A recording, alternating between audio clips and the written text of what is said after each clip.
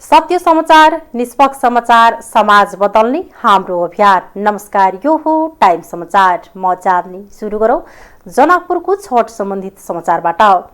जनकपुर सहित मिथिला क्षेत्रमा अहिले छठ पर्वको रौनक छ। पर्वको चौथो र मुख्य दिन मानिने आज व्रतालु निराहार व्रत गरिरहेका छन्। आज साँझ नै उनीहरूले पवित्र जलसायमा सजाइएको घाटमा मिष्ठान परिकार राखिएका डाली हातमा उठाएर अस्ताउँदो सूर्यलाई पहिलो अग्र दिनेछन्। यसअघि व्रतालुले कार्तिक शुक्ल तृतीयाका दिन अर्बा अर्बाइन, चौथीको दिन नहाए खाएर पञ्चमीका दिन खर्ना विधि सम्पन्न गरिसकेका छन्।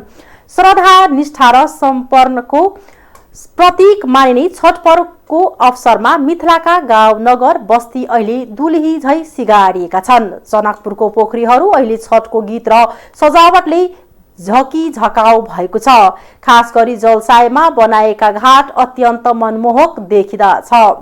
व्रतालुले भोलि सप्तमीका दिन बिहान आउँदो सूर्यलाई अर्घ दिएपछि छठ पर्वको विधिवत रूपमा समापन हुनेछ। यसअघि गत आइतबार उसिना चामल, माछा, मासु, मुसुरो, लसुन, प्याज र व्रतमा अशुद्ध मानिएका भोजन त्यागेर व्रतालुले अर्बा अर्बाइन सोमबार पवित्र स्नान गरेर चोखो नितो खाएर व्रत संकल्प गर्दै नहाए खाएर हिजो मंगलबार पञ्चमी तिथिका दिन राति एक छाक मात्र अलिनो खाएर खर्ना विधि सम्पन्न गरेका थिए। ऐतिहासिक पौराणिक ग्रन्थ महाभारतमा उल्लेख भएअनुसार द्रौपदी सहित 5 पाण्डव अज्ञातवासमा रहँदा उक्त गुप्तवास सफल होस् भनी सूर्यदेवलाई आराधना गरेको थियो। त्यस समयमा पाण्डवहरू विराट राजाको दरबारमा बास बसेको उल्लेख छ। लोककथन बमोजिम सोही समयदेखि छठ मनाउने परम्पराको थालनी भएको हो। सूर्य पुराण अनुसार सर्वप्रथम अत्रि मुनिकी पत्नी अनुसुईले छठ व्रत गरेकी थिइन्। फलस्वरूप उनले अचल सौभाग्य र पति प्रेम प्राप्त गरिन्छ। त्यही बेलादेखि छठ पर्व मनाउने परम्पराको सुरुवात भएको तथ्य सूर्य पुराणमा उल्लेख छ।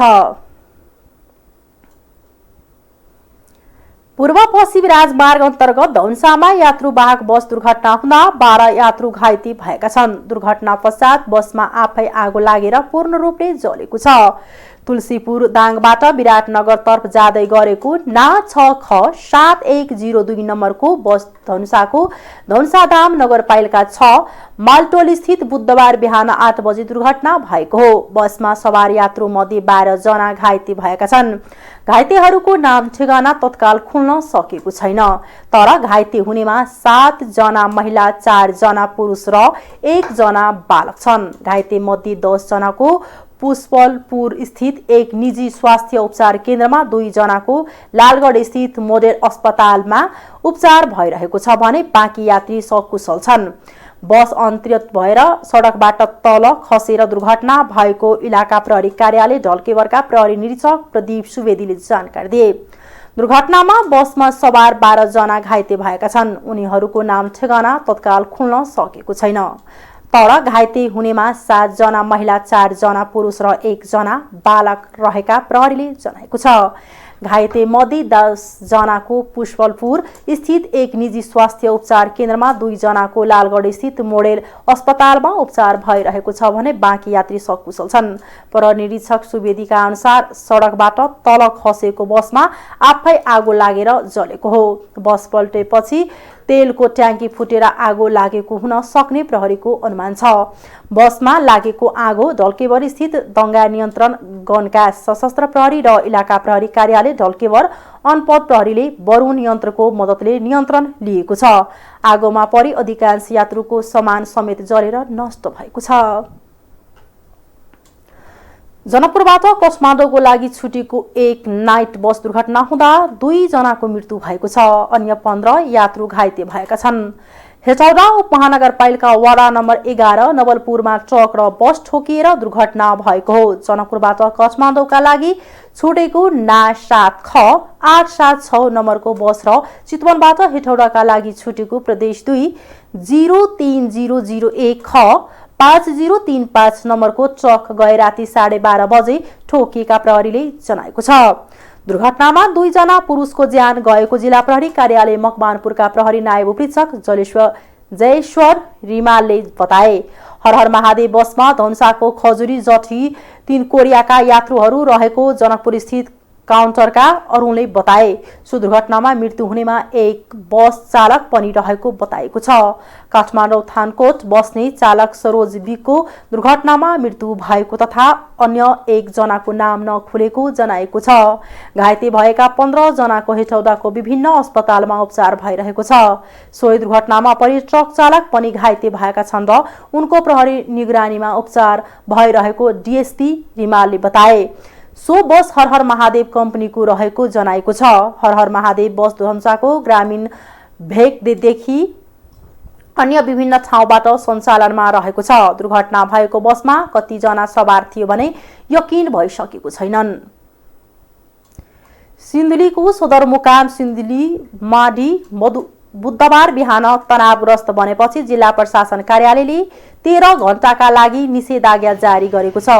सदरमुकाम सिन्धुली माडीमा निर्माण गरिएको बीपी कोइराला र पुष्पलाल श्रेष्ठको शालिक अनावरणको विषयमा सत्तारूढ गठबन्धन दलहरू र नेकपा एमाले बीच प्रमुख अतिथिको विषयलाई लिएर विवाद भई तनाव बढेपछि निषेधाज्ञा जारी गरेको उक्त कार्यालयले जनाएको छ। शालिक निर्माण गरिएको बाल उद्यानको आसपासमा रहेको स्थल बजार, जुनार चौक, बस पार्क, द्वाङ खोला, पुल, हस्पिटल क्षेत्रभित्र कुनै पनि किसिमको सभा समारोह तथा जुलुस गर्न नपाइने गरी बुधबार बिहान 11 बजेदेखि राति 12 बजेसम्म निषेधाज्ञा जारी गरिएको प्रमुख जिल्ला अधिकारी रमेश नेउपानेले जानकारी दिनुभयो। जिल्ला सुरक्षा समितिको सुरक्षामा स्थानीय प्रशासन ऐन 2028 को दफा 6 को उपदफा 3 क ले दिएको अधिकार प्रयोग गरी उक्त क्षेत्रभित्र निषेधाज्ञा जारी गरिएको पनि उहाँले सुनाउनुभयो। स्थानीयका अनुसार कमला माई नगरपालिकाले शालिक अनावरण र सिन्धुली गढी विजय उत्सव मनाउनका लागि नेकपा एमालेका महासचिव ईश्वर पोखरेललाई प्रमुख अतिथि बनाउने निर्णय गरेपछि गठबन्धनका दलले आपत्ति जनाई विरोध गरेपछि विवाद सुरु भएको थियो। जस अनुसार बुधबार बिहान 9 बजे शालिक अनावरण र बिहान 11 बजे सिन्धुली गढी विजय उत्सव उद्घाटनका लागि कार्यक्रम तय गरेको थियो। गठबन्धन दल नेपाली कांग्रेसका जिल्ला सचिव कृष्ण प्रसाद दाहालले नगरपालिकाले सिन्धुली गढी विजय उत्सवका लागि नबोलाएकाले गठबन्धन दलले उक्त कार्यक्रम बहिष्कार गर्ने र नेकपा एमालेले उक्त विजय उत्सव पार्टीको कार्यक्रम गरे झै गर्ने बताउनुभयो। गठबन्धन दलहरूले विरोध गर्दै बाल उद्यानमा मंगलबारदेखि नै तलाबन्दी गरेका छन्।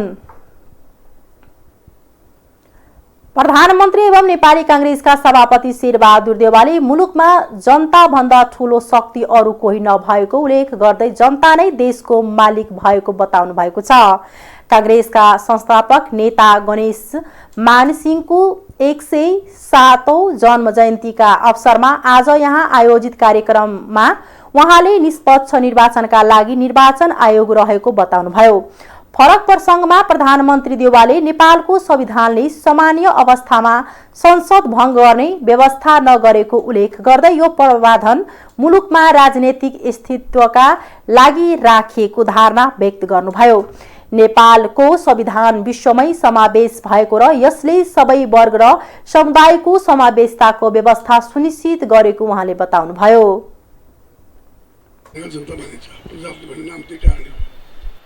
त्यसै कारण चाहिँ यसमा चाहिँ अर्को चाहिँ पाटो हो निष्पक्ष चुनाव कसैले पनि धाँधली गर्न नसकोस्, बदमासी गर्न नसकोस्। त्यसैले चाहिँ अत्यन्तै निर्वाचन आयोग छ, चुनाव आयोग छ, त्यो चाहिँ अत्यन्तै स्वतन्त्र कुनै पार्टी मनोज गर्ने पार्टीको मूलभेदमा त्यो स्वतन्त्र रहने संस्था हो। त्यसलाई कसैको चाहिँ चल्दैन। धेरै ठाउँमा निर्वाचन आयोगले कसैको कुरा मान्दैन। कोही देशका राष्ट्रपति कुरा मान्दैन, प्रधानमन्त्री कुरा मान्दैन, राजाको कुरा मान्दैन।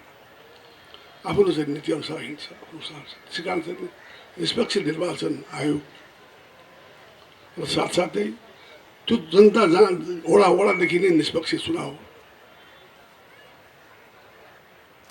सरकारले जनताका प्रति काम गरेन भने अर्को आउँछ, जनताले आफूलाई चुन्छ। यो पिरियडिक इलेक्सन हो। वास्तव संसारमा युरोपमा बेलायतमा जहाँ पनि अलग अलग पार्टी जित्या हुन्छ, सधैँ एउटै पार्टीको जित हुँदैन। त्यसलाई चाहिँ समान रूपमा लिनुपर्छ। अर्को पार्टी आउँछ, अर्को व्यक्ति आउँछ, चुनाव जित आउँछ। त्यस कारण प्रजातन्त्रको खिलाफमा जो कुरा हुन्छ त्यो कुरा हुनै सक्दैन थियो। तर प्रजातन्त्रमा अझ कति मर्यादा बनाउने, कति जिम्मेदार बनाउने, कति यसलाई चाहिँ अझ एकाउन्टेबल बनाउने, जनताको प्रति चाहिँ अझै सबै चलाउँछु। जनता पनि आए, अन्तिम लडाइँ डेमोक्रेसी आएको छ। अरू केही हुन सक्दैन। यो अहिले सबैभन्दा राम्रो संविधान छ, समावेशी समानुपातिक सहयोग संविधान छ। सबैलाई हटाएको छ, सबैको अधिकार छ, सबैलाई छ। संविधानमा कुनै समस्या आए प्रजातान्त्रिक विधिबाट समाधान गर्न सक्ने उहाँको धारणा थियो। प्रधानमन्त्री देउवाले संविधानको सफल कार्यान्वयन गरेर प्रजातन्त्रलाई दिगो र समृद्ध बनाउन सके मात्र नेता गणेशमान सिंहप्रति सच्चा सम्मान हुने उल्लेख गर्नुभयो। विक्रम सम्वत 1997 सालदेखि नै राणा शासन विरुद्ध आन्दोलन थाल्नु भएको बताउँदै उहाँले प्रजातन्त्रका लागि ठूलो सङ्घर्ष गरी लामो जेल र निर्वासन जीवन बिताउनु भएका नेता सिंहले प्रजातन्त्र प्राप्तिपछि पदको कुनै लोभ नगरेको उल्लेख गर्नुभयो। प्रधानमन्त्री देउवाले मुलुकमा प्रजातन्त्र मास्नलाई तत्कालीन राजाले आफूलाई थुनेको र जनता सडकमा ओर्लिएपछि गणतन्त्र आएको समेत स्मरण गर्नुभयो। कार्यक्रममा प्रधानमन्त्री देउवाले हालै सम्पन्न आफ्नो जलवायु परिवर्तन सम्बन्धी अन्तर्राष्ट्रिय सम्मेलनको भ्रमणका दौरान विश्वमा नै पेट्रोलियम पदार्थको स्थापना सम्बन्धी बहसबारे अवगत गराउनुभयो। उहाँले पछिल्लो समय नेपाल जलवायु परिवर्तनको चपेटामा परेको उल्लेख गर्दै यसबाट बचाउनु सबै लाग्नुपर्नेमा जोड दिनुभयो। नेपाली कांग्रेसका पूर्व महामन्त्री कृष्ण प्रसाद सिटौलाले पार्टीको 14औं महाधिवेशनमा आफूले टिम सहित सभापतिमा उम्मेदवारी दिने घोषणा गर्नुभएको छ। पटक पटक सारिएको 14औं महाधिवेशनको पछिल्लो मिति नजिक्दै गर्दा नेता सिटौलाले आफूले मात्र नभई समूह नै बनाएर उम्मेदवारी दिने प्रश्न गर्नुभएको हो। जनआन्दोलन 2046 का सर्वोच्च कमान्डर गणेशमान सिंहको स्मृतिमा गरिएको कार्यक्रममा पार्टी सभापति शेरबहादुर देउवालाई साक्षी राख्दै सिटौलाले आफ्नो समूहको उम्मेदवारी बारे प्रस्ट्याउनु भएको हो। 13औं महाधिवेशनमा पनि सभापति पदमा उम्मेदवार दिनुभएको सिटौलाले पहिलो चरणबाटै बहिरिएपछि दोस्रो चरणमा देउवालाई सघाउनु भएको थियो। आउँदो कार्यकालका लागि पनि सभापतिमा उम्मेदवारी दिने घोषणा गर्नुभएको र आफ्नो विपक्षमा रहेकाहरू एकै ठाउँमा नभ्याउन भने रणनीतिमा रहनुभएका देउवा लागि सिटौलाको उम्मेदवारी घोषणा ठूलो सहयोगी बन्ने देखिएको छ।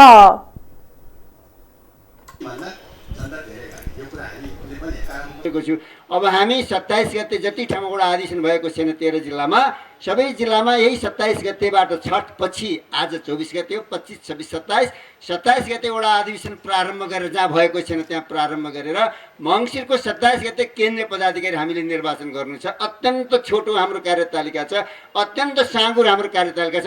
तर एक दिन पनि यो कार्यतालिका परिवर्तन हुन सक्दैन, एक दिन पनि परिवर्तन सक्दैन। यसलाई हामीले सफल बनाउनु छ, सबैले मिलेर प्रतिस्पर्धा गर्नु छ, स्वच्छ प्रतिस्पर्धा गर्नु छ, आन्तरिक लोकतन्त्रको अभ्यास दिल खोलेर गर्नु छ र प्रतिस्पर्धापछि पार्टीभित्र सम्पूर्ण एकता निर्माण गरेर पनि देशप्रति समर्पित पार्टीको रूपमा नेपाली कांग्रेसलाई उतार्नुहुन्छ। यसका लागि तपाईँ सम्पूर्ण साथीहरूलाई सफलता मिलोस्, प्रतिस्पर्धामा सफलता मिलोस्, प्रतिस्पर्धापछि पार्टीभित्र गर्ने सम्पूर्ण एकतामा तपाईँलाई सफलता मिलोस् भनेर म शुभकामना दिन चाहन्छु। र तपाईँहरूमा देशभरका तमाम नेपाली कांग्रेस पार्टीका साथीहरू जुन अहिले महाधिवेशनमा तपाईँहरू प्रवेश गर्नुभएको छ, तमाम साथीहरूको आकांक्षा पूरा हुन सकोस्, सबै साथीहरूलाई मेरो शुभकामना छ। यति भन्दै मेरा संस्थाका अध्यक्ष पछिल्ला दिनमा देउवासँग निकट देख्नु भएका सिटौलाले देउवालाई नै साक्षी राखेर आफ्नो उम्मेदवारी घोषणा गर्दा 13औं महाधिवेशनमा उहाँको शिविरबाट महामन्त्रीको उम्मेदवारी दिनुभएका नेता गगन थापा साथमा हुनुहुन्न। थापा यसपटक जसरी पनि सभापतिमा नयाँ अनुहार ल्याउनु पर्ने भन्दै देउवा इतर शिविरमा हुनुहुन्छ। सिटौलाले महाधिवेशनको कुनै तालिका पनि अब यताउता गर्न नपाइने बताउनुभयो। कार्यक्रममा सिटौलाले गणेशमानको आदर्शलाई निरन्तर अघि बढाउने प्रतिबद्धता पनि व्यक्त गर्नुभयो। नेपाल स्थित चिनिया दूतावासका सहयोगमा पोखराका 4 सामुदायिक विद्यालयमा निशुल्क इन्टरनेट सुविधा उपलब्ध गराइने भएको छ। चिनिया राजदूत हो यान्सीको भर्चुअल उपस्थितिमा मंगलबार पोखरामा एक कार्यक्रमका बीच विद्यालयमा इन्टरनेट जडान सम्बन्धी सम्झौतामा हस्ताक्षर गरेको हो। नेपाल चीन जनमैत्री संघका पहलमा ग्रामीण शिक्षा सहयोग कार्यक्रम अन्तर्गत दूतावासले पोखरा महानगरपालिका 21 का जनजागृति भविष्य निर्माण जनचेतना र पोखरा 33 को शिशु कल्याण माध्यमिक विद्यालयलाई इन्टरनेट जडानका सहयोग गराइने छ। सम्झौतामा जनमैत्री संघका अध्यक्ष विश्व शंकर पालिखे र सम्बन्धित विद्यालयका प्रधानाध्यापकले हस्ताक्षर गरेका छन्। संघका अध्यक्ष पालिखे का अनुसार संघको प्रस्तावमा चिनिया दूतावासले पहिलो चरणमा 4 विद्यालयमा इन्टरनेट सुविधा प्रदान गर्नका लागि सहयोग गरेको हो। सम्झौता अनुसार विद्यालयले 1 वर्षको इन्टरनेट निशुल्क प्राप्त गर्नेछन्। यसैगरी सोलर प्यानल, सबै कक्षामा आवश्यक इन्टरनेट डिभाइडर लगायतका उपकरण समेत प्रदान गरेको उनले जानकारी दिए। पोखरा इन्टरनेटले उपलब्ध गराउने इन्टरनेट सेवाका लागि 4 विद्यालयमा गरी कुल रु 20 लाख लगानी भएको उनले जानकारी दिए। कार्यक्रममा राजदूत यान्सीले नेपालको शिक्षा विकासमा सघाउन चीन सदैव तत्पर रहेको बताइन्। कोभिड-19 का कारण विद्यालय बन्द हुँदा धेरै विद्यार्थी प्रभावित बनेको जनाउँदै उनले ज्ञान तत्शिक्षा र दूर शिक्षाका लागि इन्टरनेट अत्यावश्यक रहेकाले सहयोग गरिएको हो भनिन्। विद्यालयमा इन्टरनेट अभावमा अनलाइन कक्षा सञ्चालन हुन नसक्ने भएकाले दूतावासले नेपालका धेरै विद्यालयमा सहयोग गरेको उनले जानकारी दिन्। 给世界各国人民都带来了巨大的挑战。尼泊尔的众多的学校也是长期以来处于一种停课的状态，学生们只能通过上网课来继续自己的学业。अप्ठ्यारो विषय गरेका छन्। The problem is in तर्फबाट धन्यवाद दिन चाहन्छु। कला संस्कृति मेल खाने भएको हुनाले हामीले चाइनाको सरकारसँग अझै बढी नजिकबाट सम्बन्ध बनाउन चाहिरहेको कुरा तपाईहरुलाई म भन्न चाहन्छु। गण्डकी प्रदेशका शिक्षा संस्कृति तथा विज्ञान प्रविधि मन्त्री मेखलाल श्रेष्ठले पोखरालाई शिक्षाको हब बनाउन प्रदेश सरकारले योजना अगाडि बढाइरहेकाले चीन सरकारको सहयोग आवश्यक रहेको बताए। गण्डकी प्रदेशको कला संस्कृति र चीनको संस्कृति मिल्दोजुल्दो रहेकाले प्रदेश सरकारले नजिकको सम्बन्ध बनाउन चाहेको उनको भनाइ छ। मुस्ताङसँग जोडिएको चीनको कोर्ला नाका सहज सञ्चालक भएको खण्डमा तीव्र विकासमा सहयोग पुग्ने भएकाले नाका खोल्न पहल गर्न राजदूत यान्सीसँग उनले आग्रह गरे। आर्थिक समाचार।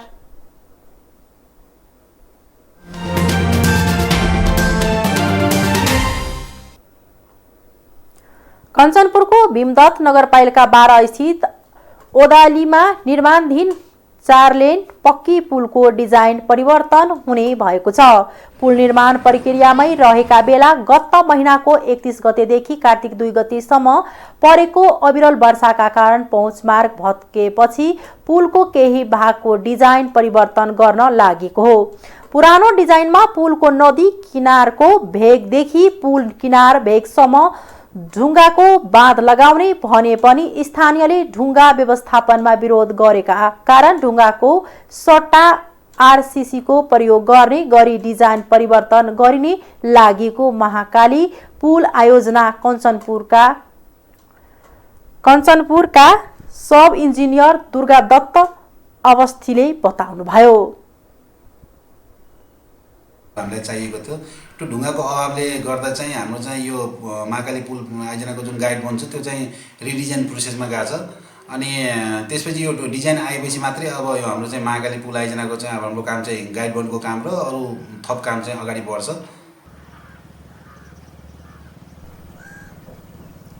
दुईजनाको निर्माणको जिम्मा पाएको कुमार CFEC जेबीले भने ढुङ्गा अभावका कारण बाढीले कम्पनीलाई धेरै क्षति गरेको जनाएको छ। निर्माण गर्नुपर्ने बाँध क्षेत्रमा 30% 20 देखि 40 किलोको सानो ढुङ्गा तथा बाँकी 70% क्षेत्रमा भनेर 257 किलो माथिका ढुङ्गा आवश्यक पर्छन्। आयोजनाका अनुसार निर्माण स्थलदेखि 25 किलोमिटर क्षेत्रभित्रमा ढुङ्गा सङ्कलन गर्ने भने भए पनि स्थानीयका विरोधका बीच ढुङ्गा व्यवस्थापन गर्न नसकिएको हो। बाढीले आयोजनाको 6,34,73,250 रुपैयाँको निर्माणाधीन संरचनामा क्षति गरेको छ। 2074 सालमा 3 अर्ब 27 करोड ठेक्का सम्झौता निर्माण सुरु गरेको पुलको उत्तरतर्फको 250 मिटर पहुँच मार्गलाई बाढीले भत्काएको थियो। अब पुनः यो चाहिँ अहिले हालसम्म मागालीको हामीले थाहा भए अनुसार रेकर्ड अनुसारको 5,47,000 क्युसेक भनेको छ। त्यो पानीले गर्दा चाहिँ हाम्रो अस्पताल प्लान्ट पुनः डुबाएको अवस्था रहेछ। त्यसले गर्दा चाहिँ हाम्रो काम निश्चित नै 5-7 महिना चाहिँ ढिलो हुने अवस्था देखिन्छ। त्यसमाथि पनि जुन चाहिँ ढुङ्गाको कुराहरू छ त्यो ढुङ्गाको चाहिँ रिडिजाइन गर्नको लागि हामीले जुन बारम्बार भनिरहेका छौँ त्यो भएन भने त्योभन्दा बढी पनि लम्बिन सक्ने चान्सहरू चाहिँ धेरै छ।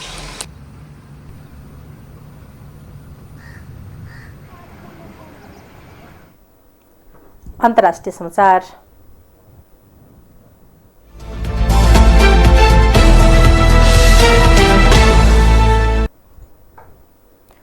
भारतको उत्तरी राज्यमा प्रदूषणका कारण श्वास फेर्न समेत कठिनाई भएको छ।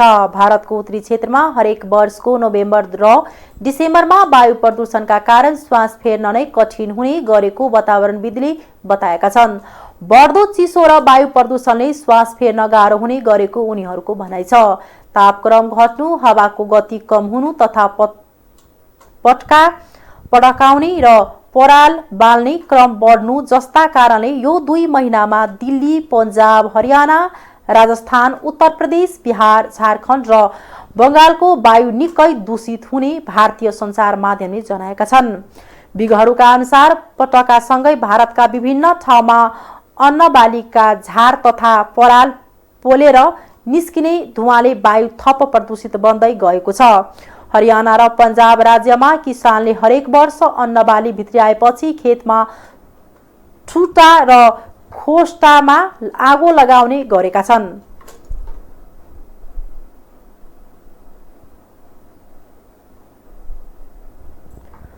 यस्तै दीपावलीमा पड्काइने पटाकाका कारण पनि वायु प्रदूषणको मात्रा बढ्ने गरेको छ।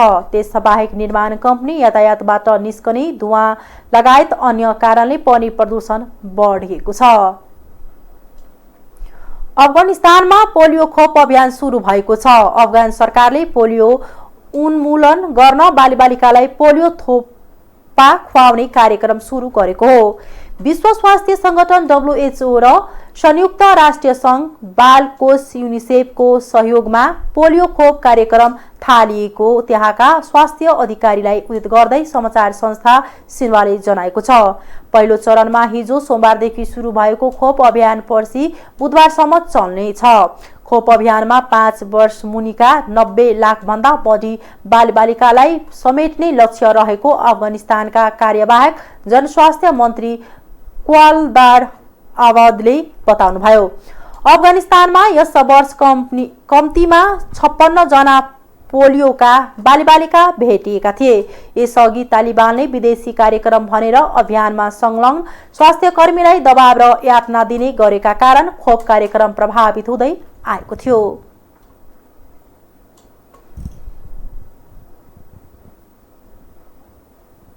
बंगलादेशका पूर्व प्रधान न्यायाधीश सुरेन्द्र कुमार सिन्हालाई राजधानी ढाकामा रहेको एक विशेष अदालतले 11 वर्षको जेल सजाय सुनाएको छ।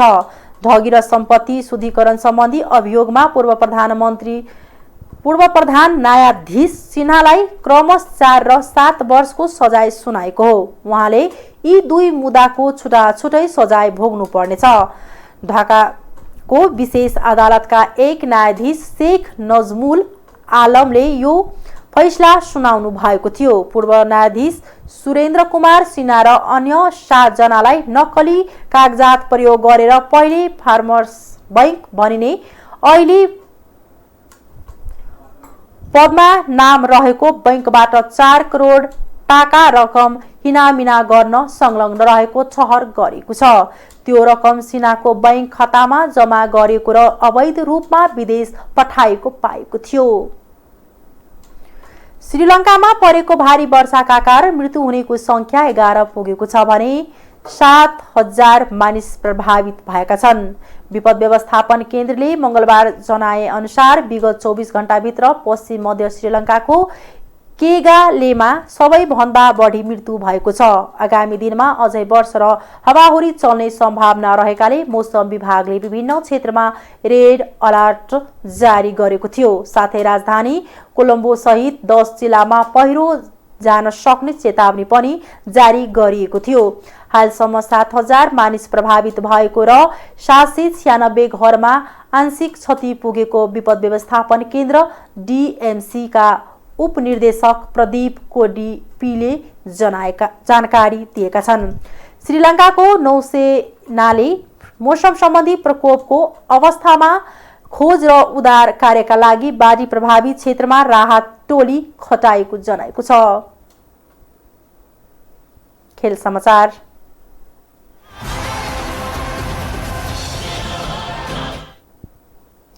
ICC T20 विश्वकप क्रिकेटमा सेमिफाइनलका खेल आजदेखि हुँदैछ।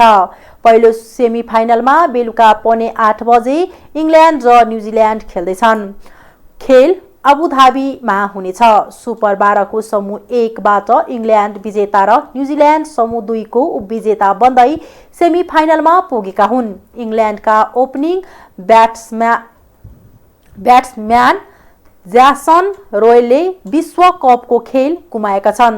देब्रे खुट्टाको पिडुलोमा समस्या देखिएका कारण रोयले विश्वकपका बाँकी खेल गुमाएका हुन्। यस्तै अर्को सेमिफाइनलमा भोलि पाकिस्तान र अस्ट्रेलिया खेल्नेछन्। अहिलेसम्म